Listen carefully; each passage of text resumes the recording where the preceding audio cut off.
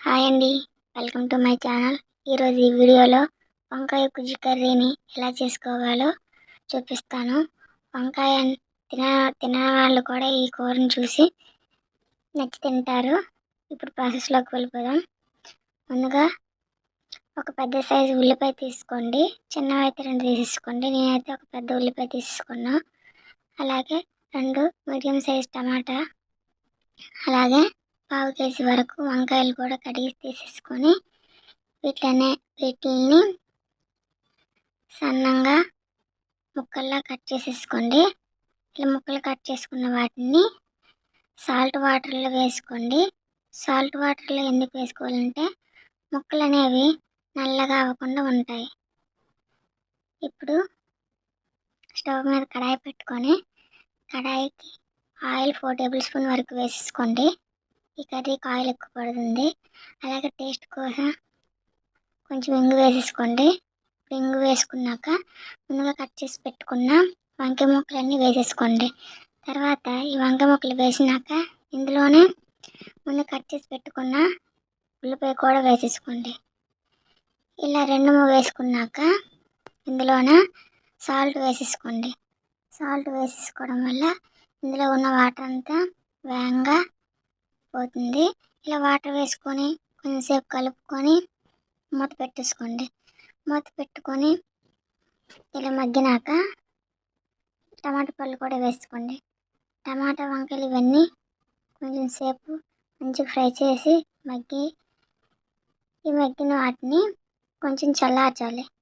ఇలా చల్లార్చినాక వీటిని mixing bowl తీసేసుకొని అందులో వేసేసుకోండి. ఇలా తీసుకొని మెత్త కాకుండా కొంచెం బరకగా గ్రైండ్ చేసేసుకోండి. చూడండి, వీడియోలో చూపించినట్టు కొంచెం బరకగా గ్రైండ్ చేసుకోండి. ఇలా గ్రైండ్ చేసి పక్కన పెట్టేసుకోండి.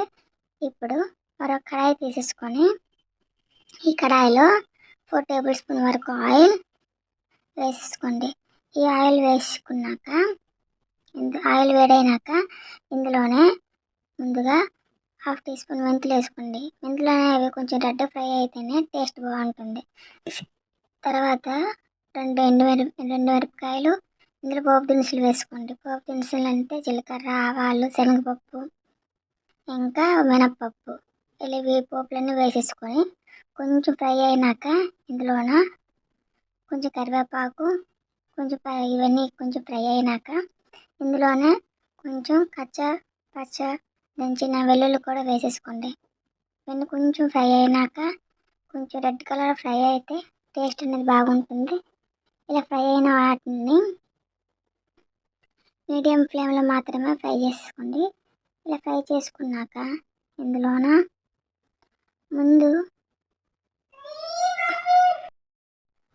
గ్రైండ్ చేసి పెట్టుకున్న గుజ్జునంతా ఇందులో వేసేసుకోండి. మొత్తం ఇందులో వేసుకున్నాక వీటిని మంచిగా పట్టేటట్టుగా చూసుకోండి. ఇలా మంచిగా తాలింపు పట్టి ఆయిల్ బయటకు తేలుతుంది. ఆ తేలేంత వరకు ఫ్రై చేయండి. ఇలా ఇందులోనే 1/2 టేబుల్ స్పూన్ వరకు పసుపు, అలాగే 1/2 టీ స్పూన్ వరకు జీలకర్ర పొడి, అలాగే 1 టేబుల్ స్పూన్ వరకు ధనియా పొడి, అలాగే 1 టేబుల్ స్పూన్ వరకు గరం మసాలా, 2 టేబుల్ స్పూన్ వరకు కారం వేసుకోండి. ఇలా కారం వేసుకొని అంతా ఒకసారి ఫ్రై చేయండి.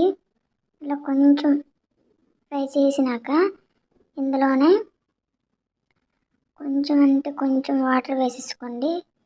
కొంచెం వాటర్ వేసుకొని హై ఫ్లేమ్లో పెట్టేసుకోండి. ఇలా వాటర్స్ కలుపుకొని హై ఫ్లేమ్లో పెట్టినాక వాటర్ అంతా ఇంకి మంచిగా ఉడుకుతుంది. ఇప్పుడు గుజ్జుకంతా మసాలా అంతా పడుతుంది.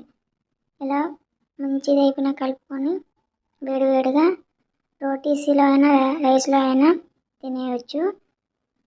అంతే అండి, సింపుల్ ప్రాసెస్. వంకాయ తినని వాళ్ళు కూడా ఈజీగా వంకాయ గుజ్జు కర్రీని తినేస్తారు. బాయ్ అండి.